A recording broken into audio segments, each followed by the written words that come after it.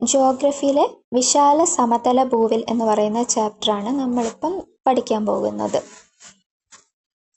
Indian geography PSC പരീക്ഷകളിൽ മിക്കപ്പോഴും കാണുന്ന ക്വസ്റ്റ്യൻസ് ആണ്. നമുക്ക് നോക്കാം.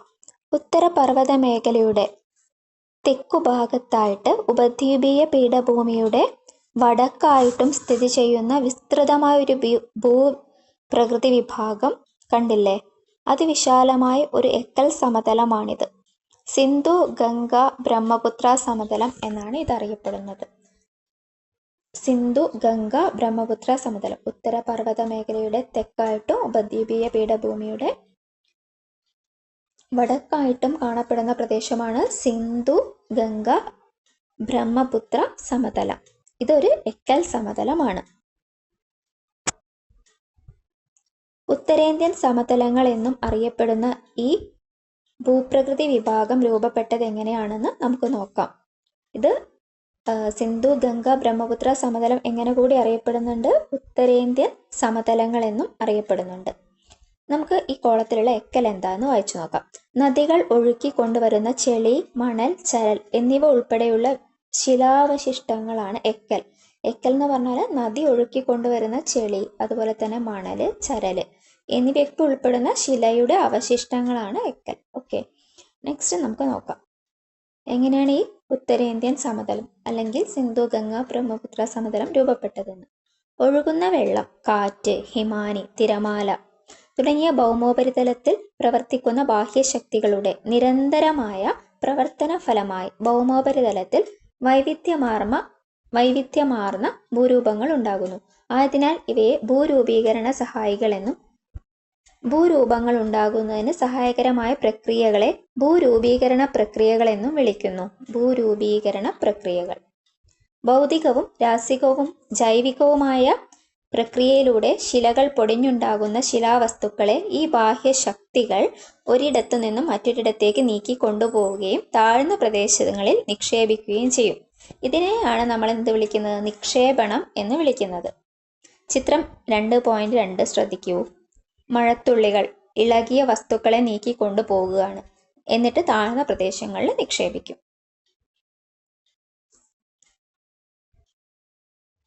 ഒരു ഉയർന്ന പ്രദേശത്തുള്ള ഇളകിയ ശിലാപദാർത്ഥങ്ങളെ മഴവെള്ളം മറ്റൊരു പ്രദേശത്തേക്ക് നീക്കി കൊണ്ടുപോയി നിക്ഷേപിക്കുന്നത് എങ്ങനെയെന്ന് കണ്ടു. ഉയർന്ന പ്രദേശത്തിൽ നിന്നും ഉദ്ഭവിക്കുന്ന നീർച്ചാലുകൾ ചെറുചാലുകളായി ഒഴുകിച്ചേർന്ന് അരുവികളാവുകയും പല അരുവികൾ ചേർന്ന് നദിയായി വികാസം പ്രാപിക്കുകയും ചെയ്യുന്നു. ഉയർന്ന പ്രദേശങ്ങളിൽ നിന്നും ഉദ്ഭവിച്ചൊഴുകുന്ന നദികൾ വഹിച്ചു കൊണ്ടുവരുന്ന അവസാദങ്ങൾ താഴ്ന്ന പ്രദേശങ്ങളിൽ നിക്ഷേപിച്ച് കാലക്രമേണ അതിവിശാലമായ എക്കൽ സമതലങ്ങൾ ഉൾപ്പെടെയുള്ള നിക്ഷേപണ ഭൂരൂപങ്ങൾ സൃഷ്ടിക്കപ്പെടുന്നു. ഇത് ഒരു നദികൾ ഉദ്ഭവിക്കുന്ന പ്രദേശത്തെ പ്രഭവസ്ഥാനം എന്നും അവ കടലിലോ മറ്റേതെങ്കിലോ ജലാശയത്തിലോ പതിക്കുന്ന ഇടത്തെ നമ്മൾ എന്ത് വിളിക്കും? നദീമുഖം എന്നും വിളിക്കും. ഉദ്ഭവിക്കുന്ന സ്ഥലമാണ് ഉദ്ഭവസ്ഥാനം, പിന്നെ എൻഡ് ചെയ്യുന്നത് നദീമുഖത്തിലാണ്. ഒരു നദിയുടെ ഉപരിഘട്ടം, മധ്യഘട്ടം, കീഴ്ഘട്ടം, ഇങ്ങനെ 3 ഘട്ടങ്ങളാണ് നദിക്ക് ഉണ്ടാവുക.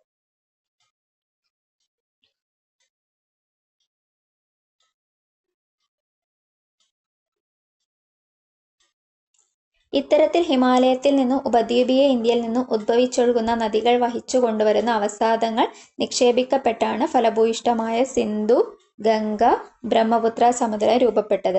ഹിമാലയ രൂപീകരണ ഫലമായി ഹിമാലയത്തിന്റെ തെക്കായി രൂപപ്പെട്ട അതിവിശാലമായ തടത്തിലാണ് അവ നിക്ഷേപിക്കപ്പെട്ടത്. ദശലക്ഷക്കണക്കിന് വർഷങ്ങളോളം നടന്ന നിക്ഷേപണ പ്രക്രിയയുടെ ഫലമായാണ് ഈ സമതലം രൂപപ്പെട്ടത്. ഇവിടുത്തെ എക്കൽ നിക്ഷേപണത്തിന്റെ ഏകദേശം കനം 1000 മീറ്റർ മുതൽ 2000 മീറ്റർ വരെയാണ്. സിന്ധു ഗംഗ ബ്രഹ്മപുത്ര സമതലത്തിന്റെ രൂപീകരണത്തെ സൂചിപ്പിക്കുന്ന രേഖാചിത്രമാണ് 2.3-ലുള്ളത്. ടിബറ്റൻ പീഠഭൂമി, ഹിമാദ്രി, ഹിമാചൽ, സിവാലിക്, സിന്ധു ഗംഗ ബ്രഹ്മപുത്ര സമതലം അഥവാ അവസാദ നിക്ഷേപം, അതിന്റെ താഴെയായിട്ട് ഉപദ്വീപീയ പീഠഭൂമി, ഇങ്ങനെയാണ് ഉള്ളത്. സിന്ധു ഗംഗ ബ്രഹ്മപുത്ര സമതലത്തിലൂടെ ഒഴുകുന്ന നദികൾ ഏതൊക്കെയാണ്? ഗംഗ, യമുന, ബെത്വ എല്ലാം ഉണ്ട്. ബ്രഹ്മപുത്ര ഉണ്ട്. ഹിമാലയത്തിൽ നിന്നും ഉപദ്വീപീയ പീഠഭൂമിയിൽ നിന്നും ഉദ്ഭവിച്ചൊഴുകുന്ന നദികളെ യഥാക്രമം ഹിമാലയൻ നദികളെന്നും ഉപദ്വീപീയ നദികളെന്നും വിളിക്കാം. സിന്ധു, ഗംഗ, ബ്രഹ്മപുത്ര സമതലത്തിലൂടെ ഒഴുകുന്ന നദികളെ അവയുടെ ഉദ്ഭവസ്ഥാനത്തെ അടിസ്ഥാനമാക്കി ഹിമാലയൻ നദികളെന്നും ഉപദ്വീപീയ നദികളെന്നും തരംതിരിക്കാം.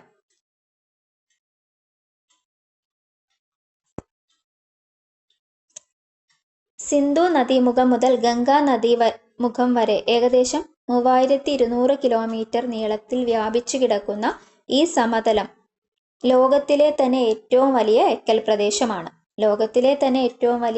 പ്രദേശമാണ്. സിന്ധു നദീമുഖം മുതൽ ഗംഗാ നദീമുഖം വരെ ഏകദേശം 3200 കിലോമീറ്റർ നീളത്തിൽ വ്യാപിച്ചു കിടക്കുന്ന ഈ സമതലം.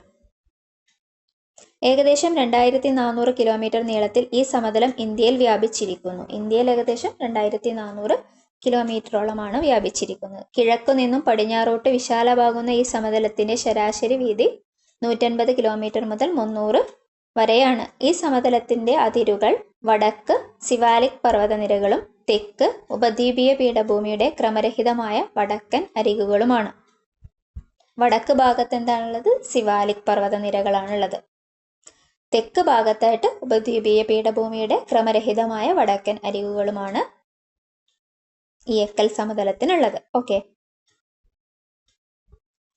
ഈ സമതലത്തിന്റെ വിസ്തീർണം ഏകദേശം 7 ലക്ഷം ചതുരശ്ര കിലോമീറ്റർ ആണ് വിസ്തീർണം.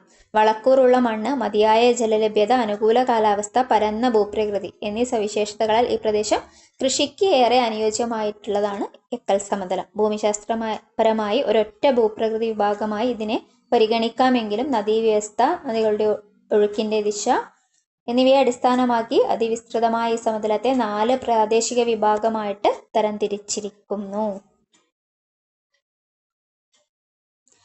രാജസ്ഥാൻ സമതലം, അതുപോലെ തന്നെ പഞ്ചാബ് ഹരിയാന സമതലം, ഗംഗാ സമതലം, ബ്രഹ്മപുത്ര സമതലം, അങ്ങനെയാണ് തിരിച്ചിരിക്കുന്നത്. രാജസ്ഥാൻ സമതലത്തെയാണ് ഇവിടെ കാണുന്നത്. പിന്നെ പിങ്ക് കളറിൽ പഞ്ചാബ് ഹരിയാന സമതലത്തെയും യെല്ലോ കളറിൽ കാണുന്നതാണ് ഗംഗാ സമതലം, ഇവിടെ ബ്രഹ്മപുത്ര സമതലം. ഇങ്ങനെ 4ആയിട്ട് തരംതിരിച്ചിട്ടുണ്ട്. രാജസ്ഥാൻ സമതലം, പഞ്ചാബ് ഹരിയാന സമതലം, ഗംഗാ സമതലം, ബ്രഹ്മപുത്ര സമതലം.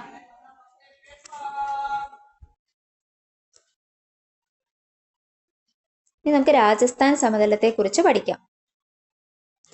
ഥാർ മരുഭൂമി ഉൾപ്പെടെ രാജസ്ഥാൻ സമതലം ഉത്തരേന്ത്യൻ സമതലത്തിന്റെ പടിഞ്ഞാറേ അറ്റമാണ്. ഥാർ മരുഭൂമിയുടെ 2/3 ഭാഗവും രാജസ്ഥാനിലാണ് സ്ഥിതി ചെയ്യുന്നത്. ബാക്കി ഭാഗം ഹരിയാന, പഞ്ചാബ്, ഗുജറാത്ത് എന്നീ അയൽ സംസ്ഥാനങ്ങളിൽ വ്യാപിച്ചു കിടക്കുന്നു. യഥാർത്ഥ മരുഭൂമി മേഖല അഥവാ മരുസ്ഥലി എന്നും അർദ്ധ മരുഭൂമി മേഖല, അർദ്ധ വരണ്ട സമതലം അഥവാ രാജസ്ഥാൻ ബാഗർ എന്നും ഥാർ മരുഭൂമിയെ 2 പ്രധാന മേഖലയായി തരംതിരിക്കാം. ഥാർ മരുഭൂമിയുടെ ഭൂമിശാസ്ത്രപരമായ സവിശേഷതകൾ തുടർന്നുള്ള പാഠഭാഗം പ്രതിപാദിച്ചു നോക്കാം നമുക്ക്. ആരവല്ലി പർവ്വതനിരയുടെ പടിഞ്ഞാറായിട്ടാണ് രാജസ്ഥാൻ സമതലം സ്ഥിതി ചെയ്യുന്നത്. അരാവലി പർവ്വതനിരയുടെ പടിഞ്ഞാറ്.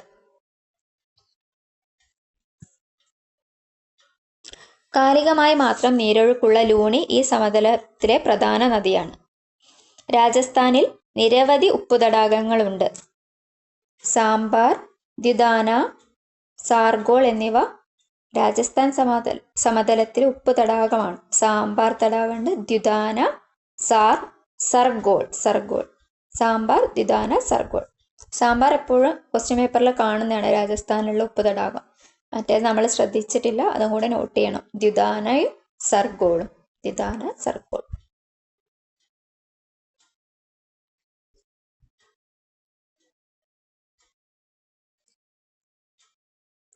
ഇനി നമുക്ക് പഞ്ചാബ് ഹരിയാന സമതലത്തെ കുറിച്ച് നോക്കാം. രാജസ്ഥാൻ സമതലത്തിന്റെ പ്രധാന സവിശേഷതകളെ കുറിച്ച് നിങ്ങൾ മനസ്സിലാക്കി. രാജസ്ഥാൻ സമതലത്തിൽ നിന്നും കിഴക്കോട്ടും വടക്കു കിഴക്കോട്ടും സഞ്ചരിച്ചാൽ ഉത്തരേന്ത്യൻ സമതലം ക്രമേണ ഫലഭൂയിഷ്ഠമായൊരു സമതലമായി മാറുന്നു. രാജസ്ഥാൻ സമതലത്തിന്റെ കിഴക്കും വടക്കു കിഴക്കുമായി വ്യാപിച്ചിരിക്കുന്ന സമതലമാണ് പഞ്ചാബ് ഹരിയാന സമതലം. ഉത്തരേന്ത്യൻ സമതലത്തിന്റെ പടിഞ്ഞാറ് ഭാഗമാണിത്. യമുന തീരം വരെ വ്യാപിച്ചിരിക്കുന്ന ഈ സമതലത്തിന്റെ കിഴക്കൻ അതിര് യമുനാ നദിയാണ്. പഞ്ചാബ് ഹരിയാന സമതലത്തിന്റെ കിഴക്കൻ അതിര് യമുനയാണ്. ഇന്ത്യയിൽ പഞ്ചാബ്, ഹരിയാന, ഹിമാചൽ പ്രദേശ് എന്നീ സംസ്ഥാനങ്ങളിലായി വ്യാപിച്ചിരിക്കുന്ന ഈ സമതലത്തിന്റെ വ്യാപ്തി ഏകദേശം 1.75 ലക്ഷം ചതുരശ്ര കിലോമീറ്റർ ആണ്. പടിഞ്ഞാറോട്ട് നേരിയ ചരിവുള്ള ഈ സമതലത്തിന്റെ പ്രധാന ഭാഗമായ പഞ്ചാബ് സമതലം മുഖ്യമായും സത്ലജ്, ജലം, ചിനാബ്, രവി, ബിയാസ് എന്നീ നദികൾ വഹിച്ചു കൊണ്ടുവരുന്ന അവസാദങ്ങൾ നിക്ഷേപിക്കപ്പെട്ട് രൂപം കൊണ്ടതാണ്.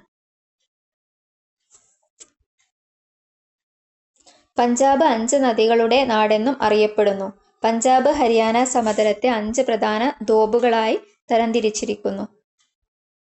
എന്താണ് ദോബ്? പരസ്പരം കൂടിച്ചേരുന്ന 2 നദികൾക്കിടയിലുള്ള കരഭാഗമാണ് ദോബ്. ചിത്രം 2.5 നിരീക്ഷിക്കൂ. സിന്ധ് സാഗർ ദോബ്, ഛാജ് ദോബ്, രചന ദോബ്, ബാരി ദോബ്, ബിസ്ത ദോബ് ഒക്കെ ഇവിടെ കൊടുത്തിട്ടുണ്ട്. ബിയാസും സത്ലജിന്റെ ഇടയിൽ വരുന്നതാണ് ബിസ്ത ദോബ്.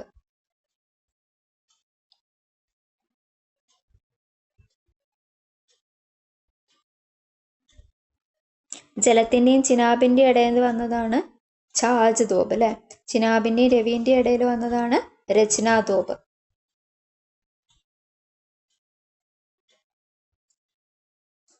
പരസ്പരം കൂടിച്ചേരുന്ന 2 നദികൾക്കിടയിലുള്ള കരഭാഗത്തിനെയാണ് ദോബ് എന്ന് വിളിക്കുന്നത്.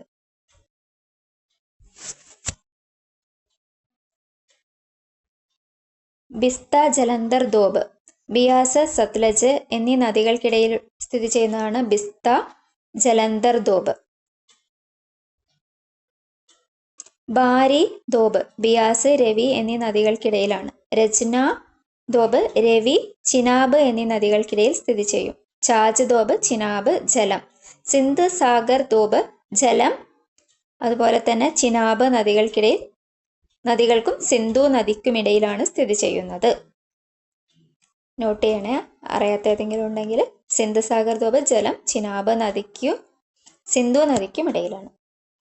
നമുക്കിനി ഗംഗാ സമതലം വായിക്കാം. പഞ്ചാബ് ഹരിയാന സമതലത്തിന്റെ കിഴക്കായി സ്ഥിതി ചെയ്യുന്ന സമതലമാണ് ഗംഗാ സമതലം. കിഴക്ക് ബംഗ്ലാദേശ് മുതൽ പടിഞ്ഞാറ് യമുനാ നദി വരെ ഗംഗാ സമതലം വ്യാപിച്ചിരിക്കുന്നു. ഏകദേശം 3.75 ലക്ഷം ചതുരശ്ര കിലോമീറ്റർ വിസ്തൃതിയുള്ള ഈ സമതലം ഉത്തരാഖണ്ഡ്, ഉത്തർപ്രദേശ്, ഹരിയാന, ഡൽഹി എന്നീ സംസ്ഥാനങ്ങളെയും ജാർഖണ്ഡ്, പശ്ചിമ ബംഗാൾ എന്നീ സംസ്ഥാനങ്ങളുടെ ചില ഭാഗങ്ങളെയും ഉൾക്കൊള്ളും.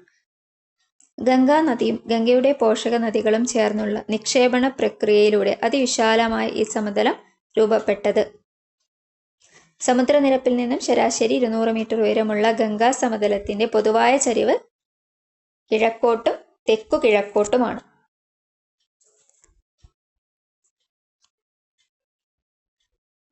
ഗംഗാ സമതലത്തിനെ വീണ്ടും 3ആയി തിരിച്ചിട്ടുണ്ട്.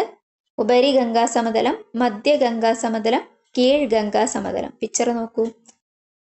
രാജസ്ഥാൻ സമതലം, പഞ്ചാബ് ഹരിയാന സമതലം ഒക്കെ കാണിച്ചത് കണ്ടില്ലേ. ഉപരി ഗംഗാ സമതലം, മധ്യ ഗംഗാ സമതലം, കീഴ് ഗംഗാ സമതലം, ബ്രഹ്മപുത്ര സമതലം. നമുക്ക് ബ്രഹ്മപുത്ര സമതലമാണ് അടുത്തതായിട്ട് പഠിക്കാനുള്ളത്. ഉത്തരേന്ത്യൻ സമതലത്തിന്റെ ഏറ്റവും കിഴക്ക് ഭാഗത്ത് ബ്രഹ്മപുത്ര സമതലം, ബ്രഹ്മപുത്ര താഴ്വര, അസം താഴ്വര, അസം സമതലം എന്നിങ്ങനെ വ്യത്യസ്ത പേരുകളിൽ അറിയപ്പെടുന്നുണ്ട്. ബ്രഹ്മപുത്ര താഴ്വര, അസം താഴ്വര.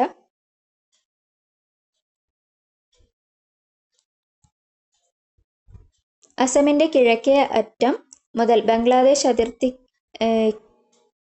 ദുബ്രിയുടെ പടിഞ്ഞാറ് വരെ വ്യാപിച്ചു കിടക്കുന്ന ഈ സമതലത്തിന് ഏകദേശം 720 കിലോമീറ്റർ നീളവും ശരാശരി 60-70 കിലോമീറ്റർ വരെ വീതിയുമുണ്ട്. ബ്രഹ്മപുത്ര സമതലത്തിന്റെ ഭൂരിഭാഗം പ്രദേശങ്ങളും സ്ഥിതി ചെയ്യുന്നത് അസമിലാണ്. പൊതുവെ ഉത്തരേന്ത്യൻ സമതലത്തിന്റെ കിഴക്കോട്ടുള്ള തുടർച്ചയായിട്ടാണ് ബ്രഹ്മപുത്ര സമതലത്തെ കണക്കാക്കുന്നത്. ഭൂമിശാസ്ത്രപരമായി ബ്രഹ്മപുത്ര സമതലം വേറിട്ടു നിൽക്കുന്നു. വടക്ക് കിഴക്കൻ ഹിമാലയവും കിഴക്ക് പട്കായ് നാഗ കുന്നുകളും തെക്ക് ഗാരോ ഖാസി ജയന്തിയ കുന്നുകളും മിക്കിർ കുന്നുകളും ചേർന്ന് ഈ സമതലത്തെ വേർതിരിച്ചു നിർത്തുന്നു. ബ്രഹ്മപുത്ര സമതലത്തിന്റെ പടിഞ്ഞാറായി കീഴ് ഗംഗാ സമതലം സ്ഥിതി ചെയ്യുന്നു.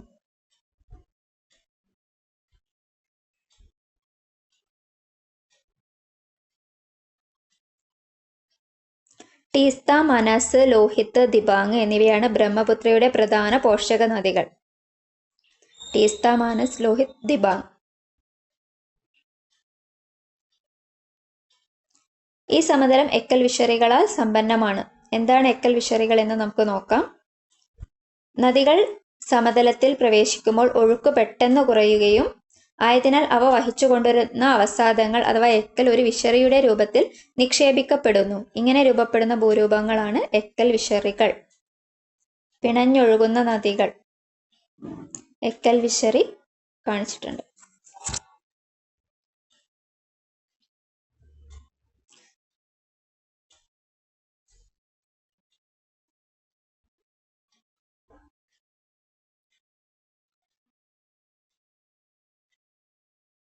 സമതല പ്രദേശങ്ങളിലൂടെ തുടർന്നൊഴുകുന്ന നദികൾ പല ചാലുകളായി പിരിയുന്നു.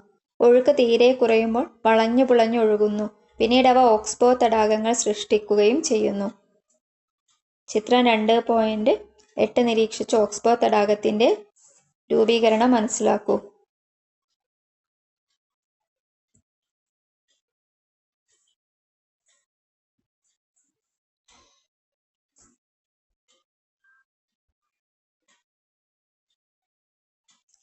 അടുത്തതായിട്ട് നമുക്ക് പഠിക്കാനുള്ളത് മിയാൻഡറുകളും ഓക്സ്ബോ തടാകങ്ങളുമാണ്.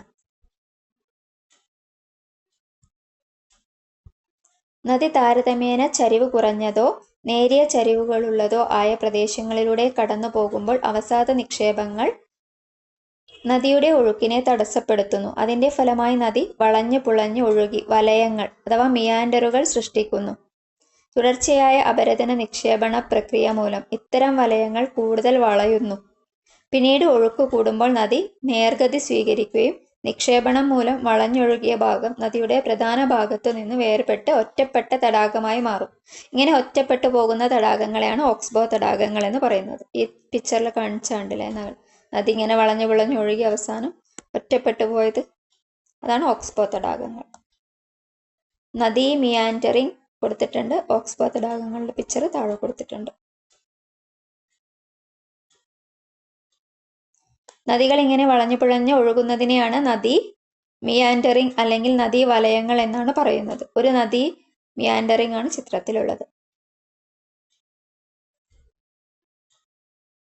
ഭൂപ്രകൃതി സവിശേഷതയുടെ അടിസ്ഥാനത്തിൽ ഉത്തരേന്ത്യൻ സമതലത്തെ വടക്കു നിന്ന് തെക്കോട്ട് 3 തിരിക്കുന്നുണ്ട്. ബാബർ, ടെറായ്, എക്കൽ സമതലം. ഈ മേഖലകൾ ഓരോന്നിന്റെയും സവിശേഷതകൾ നമുക്ക് പരിശോധിക്കാം. നമുക്ക് പ്രളയ സമതലങ്ങൾ എന്താന്ന് കൂടി നോക്കാം.